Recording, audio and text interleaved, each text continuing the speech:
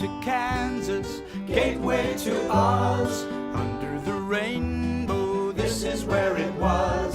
Hollyhocks and red ripe tomatoes, hand-churned homemade ice cream.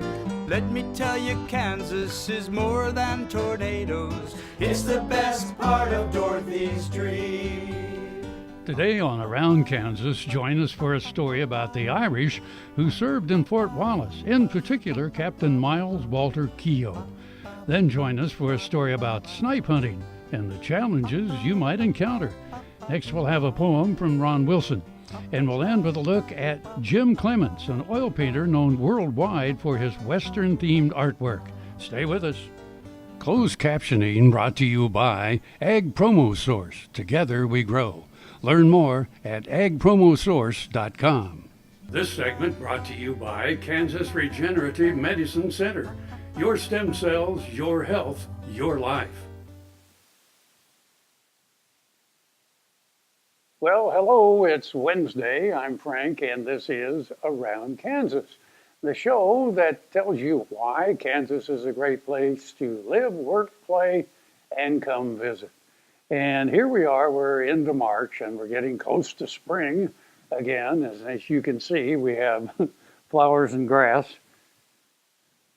Hey, we'll get live ones as we get into spring.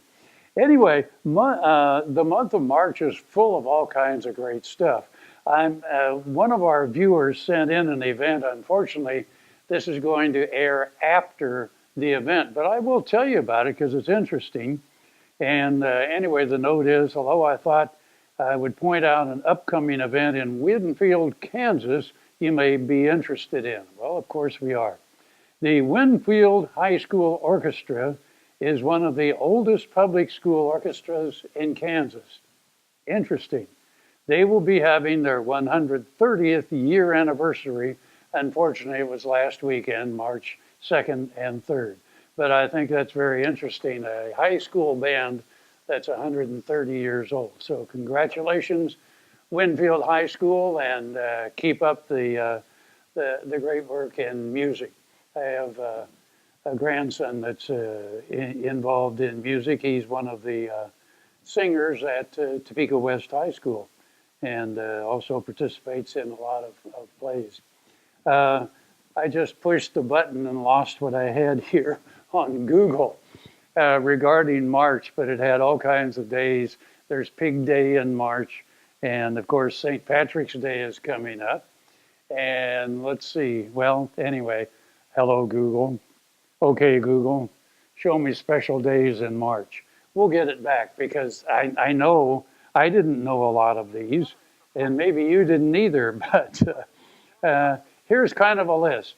It is Irish American Month, Music in Our Schools Month, National Craft Month, National Frozen Food Month, National Irish American Heritage Month, designated by Congress in 1995, National Nutrition Month, National Peanut Month, National Women's History Month, Red Cross Month, Social Workers Month.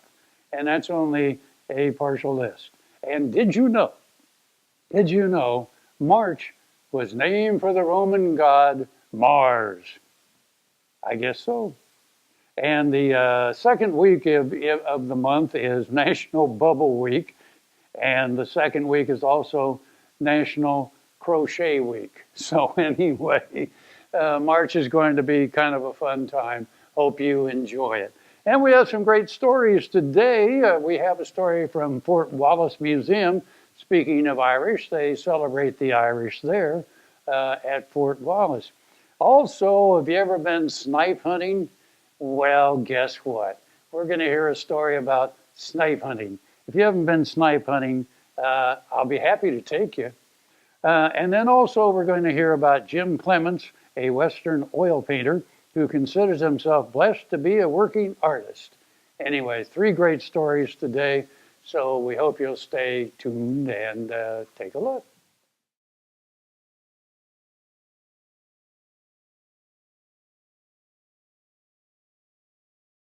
To see this show and past episodes of Ag AM in Kansas, go online to agaminkansas.com. A My name is Bill Meredith, and I farm about 7,000 acres. We raise about 150 head of longhorn cattle. It was real frustrating for me to not be able to have my hands on it. When I'd come down in the morning, almost cry because my back was hurting so bad and my memory was so bad, and had been to Mayle's clinic feeling like it was nothing was happening as fast as I'd like to see it happen. My land guy come and pulled up beside me and he asked me how I was doing. I told him I wasn't doing worth a darn. He was telling me about this treatment they were doing down there in Manhattan. Anyway, we come up here and got this treatment, put some in my shoulders because I couldn't bend my head like this. I finally started getting my memory back, and I'm able to do about everything I was doing before, maybe more. I went outside and raised my hand and praised the Lord, you know. This segment brought to you by Kansas Regenerative Medicine Center. Your stem cells, your health, your life. The Guardians of the Fort Wallace Museum are holding their first big event and fundraiser on March 17th, which conveniently enough is St. Patrick's Day. Coincidentally, we will be honoring the Irish who served at Fort Wallace. Saints be praised, we had the best Irish soldier of them all, Captain Myles Walter Keogh, who commanded Fort Wallace in 1866 and 1867. A side note to my comrades planning historic commemorations, it helps to have a poster boy for your event who is devastatingly handsome. Keogh was born in Ireland in March 1840 into a well-to-do family. He became a soldier. There is some speculation he may have been in the French Foreign Legion for a time, and served in the army of the Pope during a rebellion in Italy. When the American Civil War broke out, the Union suffered from the lack of trained officers, many of them having resigned to serve in the armies of their home states in the South. Ambassadors were sent to Europe to recruit. Keogh came to America in 1862 and was commissioned as a captain in the United States Army. He served admirably, participating in the Gettysburg Campaign and participating in the largest cavalry battle on this continent, the Battle of Brandy Station, a month prior to Gettysburg. On the field at Brandy Station that day were so many men who would be forever linked to the history of Kansas, including the commanders, General Alfred Pleasonton and General J.E.B. Stuart. At Gettysburg, Keogh received his first brevet for gallant and meritorious services. Again and again, Keogh demonstrated his devotion to duty as a soldier and his unfailing loyalty. At war's end, he remained in the Army and was assigned to lead Company I of the newly formed 7th U.S. Cavalry, George Custer commanding. Shortly afterward, in November of 1866, Keogh arrived at the recently established Fort Wallace. It was barely a fort then. Keogh and other officers spent that first winter in a tent. It was primarily through his leadership, with the assistance of Post Adjutant Frederick Beecher, who would die at the battle now named for him, that Fort Wallace became a substantial post. He not only saw to the necessities, but an educated man himself had a library built, likely the first in Wallace County. He established a band and glee club to keep the men occupied and their souls, as well as their bodies, comforted and inspired. On one occasion, according to the hospital steward, Keogh was in his cups and led his troops to an imaginary battle in the middle of the night. Well, an Irishman may be forgiven one imagined battle. Recently, while sorting the myriad bottles found at the old fort site, Ross Roberts identified one as a Guinness beer bottle, despite there only being a smudge of a label left after more than a century in the trash.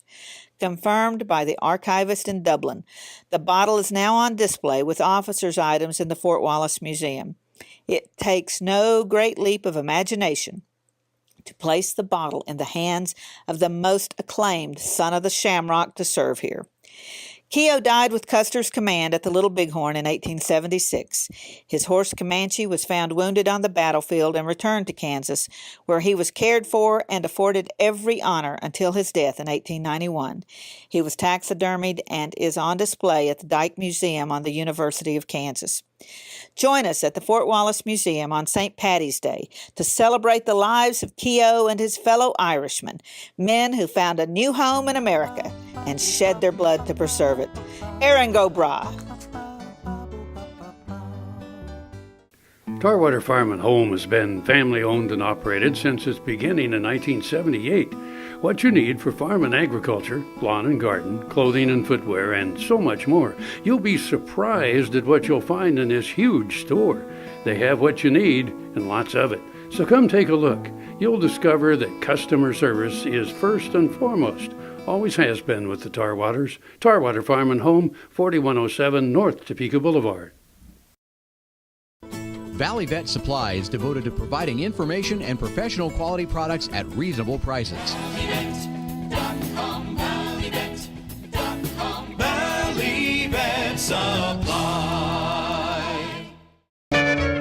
Ag Promo Source is a unique group of marketing specialists with one mission: help your ag business grow. Each affiliate has their own area of expertise, and they work together to bring you advice, products, and services. To get started, visit agpromosource.com. Ag Promo Source. Together we grow.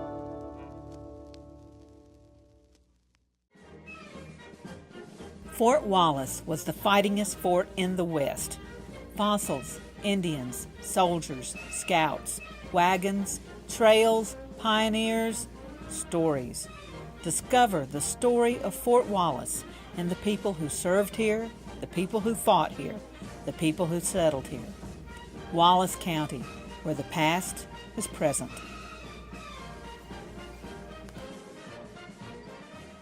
Buffalo Bill Cody earned his legendary title in Oakley. Bring the family and come celebrate Oakley's pioneering history and unique geography at two sites, the Buffalo Bill Cultural Center and the Fick Fossil Museum. Cody's statue marks his achievements and welcomes visitors to the Cultural Center. The Fick Fossil Museum houses world-class fossils and artifacts. You'll find Oakley at the hub of U.S. Highways 83 and 40 and I-70. Stop for the legend. Stay for the day. Discover Oakley.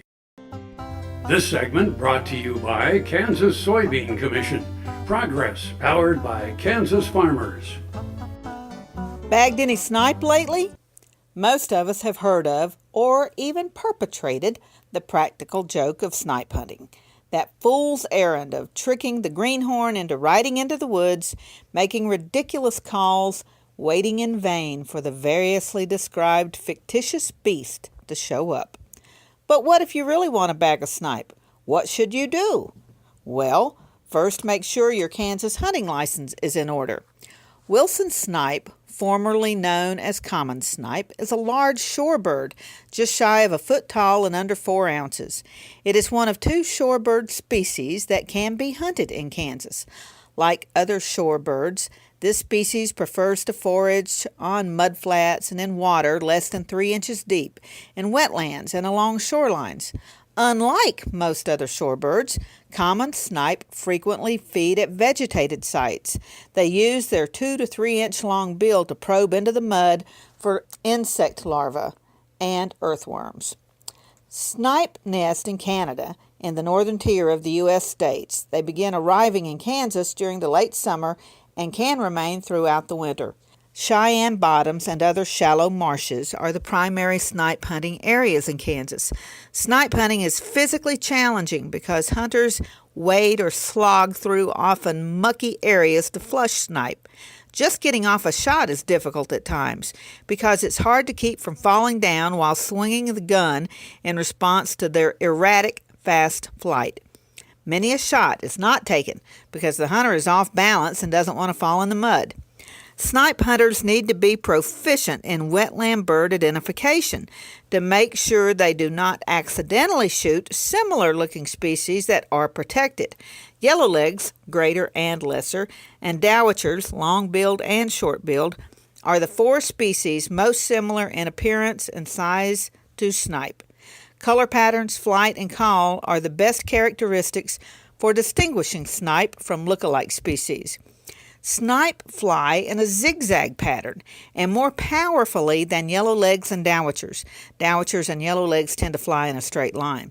Snipe tend to give a single note call when flushed, while dowitchers and yellowlegs typically give multiple note calls. So brush up on your snipe identification techniques and invite some friends to join you in the snipe hunt. Oh, and if you fry up that little beast, let us know if it really tastes like chicken. That last one we bagged slipped out of the bag and into the night, calling Fool, fool, fool, as it ran. This segment brought to you by the Western Kansas Wildlife Travel Center in Oakley. Welcome to Western Kansas Wildlife Travel Center, right here in Oakley, Kansas on I-70 at exit 76. I-70, after all, is America's Main Street, and we're right here on Main Street for you. Now that I'm an Oakley resident, I still come in almost every day, and I sit and listen to the conversations of the people around me. You know, the guys who are talking about the big elk they just bagged, or the folks who are taking their kid to college for the first time. People just traveling up and down the highway. Real people, just like you and me. And they find just what I find here, real people to serve them. There's history, there's scenery. We hope you'll stop and see us soon. Welcome to Oakley. I'm Scott Thellman, and this is Juniper Hill Farms. Even though my parents weren't farmers, they bought this beautiful farm north of Lawrence in 1999. In 2010, I started growing vegetables on this land. Today, Juniper Hill Farms sells produce to wholesalers, grocers, and restaurants, and is focused on growing high-quality food that everyone can afford. Watch my story and the stories of other young Kansas food producers at kansaslivingmagazine.com/meetafarmer. Hi, I'm Randy. And I'm Paul from PFI. We would like to personally invite you to stop by PFI, home of Boot Daddies. PFI is America's Western store, covering over 50,000 square feet. Over 25,000 boots. Visit Saddle City with the largest selection of saddles and tack anywhere. A huge selection of hats at Big Spur Hat Company in PFI Town. And choose from the best brands of clothing and accessories for the entire family. PFI, located on Highway 65 at the Battlefield exit in Springfield. And I'm not kidding. This Medford, New Jersey school bus runs on biodiesel, and so do these. In fact, all of these buses run on clean-burning biodiesel, which is great because the more we use biodiesel in our heavy-duty vehicles, the less carbon pollution in our air. Think how great it would be if more of our school buses ran on biodiesel. More biodiesel, less carbon pollution. More is less. Biodiesel, America's advanced biofuel. This segment brought to you by Kansas Grain Sorghum, growers working together. Find out more at ksgrainsorghum.org. Howdy folks, I'm Ron Wilson, Poet Laureate. In the days of the Old West, the cowboys lived by a code, an unspoken set of rules that we called the Code of the West. Cowboys lived by what we call the Code of the West, which is drawn from America's westward quest. This code isn't written down in a book of laws, but is taken from the daily life he draws. These are values which the cowboy strives to live by in the many ways that they might apply. For example, it means taking pride in our work and finishing a job we will not shirk. It means being tough but fair, to always keep our word, and to be a good steward of the land and the herd. It means having the courage to take a stand and being loyal when we ride for the brand, to take good care of our tack and our steeds, to put our animals' care first above our own needs, to be independent and not run from a fight. In short, to always stand up for what's right. Our nation would be better, I will attest, if we all would follow the Code of the West. Happy trails. Welcome to our Bar B, 8,000 plus square feet Western store with something for everyone in the family. We have boots, belts, hats, jeans, anything you could want to outfit you and your horse. Come visit our line of saddles. We have 400 plus new and used saddles in stock. We offer tack, grooming supplies, headstalls, breast collars, you name it, we've got it for you and your horse. That's our Bar B, 1 mile east of Highway 4 on Northeast 39th. Our Bar B, where Western is a way of life. Welcome to the Jerry Thomas Gallery and Collection, where we showcase my renowned frontier military and Native American artifacts. Behind me you see a touch of fall. We put together not only the beauty of Micah Highwalking, who is the first graduate of West Point of the Northern Cheyenne people and a dear friend, but also a Hudson's Bay blanket that I have here in the gallery. The unique opportunity that I was able to have was we unveiled this painting and surprised Micah at Custer Battlefield, a true honor. Heinen Brothers, a fourth-generation Northeast Kansas farm family, knows how tough farming can be. Farmers helping farmers. Heinen Brothers Ag, selling and servicing crop protection products, fertilizer, anhydrous ammonia, cover crops, quality aerial and ground application. Call today to learn about our extended term financing program. 800-760-4964. HeinenBrothersAg.com. SureCrop Fertilizers was started by my father, Don Sherman, and my mother, Shirley Sherman. Family business that started in the 80s. We predominantly focus on plant nutrients and what we can do to give growers better responses with the fertilizer dollars that they do, and what we can do to make those things work better for the grower. We're based out of Seneca, Kansas. We work with growers in their soil analysis to figure out what they need, and then we can put those in a blend that gives them the best results, and so that we can deliver that direct to their farm so that they have those nutrients where they need them, when they need them, and so that they can apply them in a manner that's very efficient to them and works well in their planting systems and what they're doing. SureCrop Fertilizers has been around for a long time. We always say we're big enough to take care of everything you need, but we're small enough to do it quickly. You can get a hold of us at 1-800-635-4743. Our website is surecropfertilizers.com, and you can always email me at Corey@surecropfertilizers.com, and with any questions you have, we're glad to answer and work with you. This segment brought to you by Kansas Farm Bureau, the voice of agriculture. To join today or more information, go to kfb.org or find us on Facebook and Twitter. Jim Clements is a Western oil painter who considers himself blessed to be a working artist. To me, said Jim, painting represents ultimate freedom, so it's just natural that the wide open spaces, rich history, and independent people of the American West translate so well to canvas. My desire is to honor the spirit of the West in each painting I do. Born and raised in Kansas, the gateway to the West, his surroundings have inspired him his whole life. God's beauty is all around us, and the endless opportunity he's provided to artists is overwhelming, said Jim. He believes the best education any artist can receive is through sheer hard work and observation of life.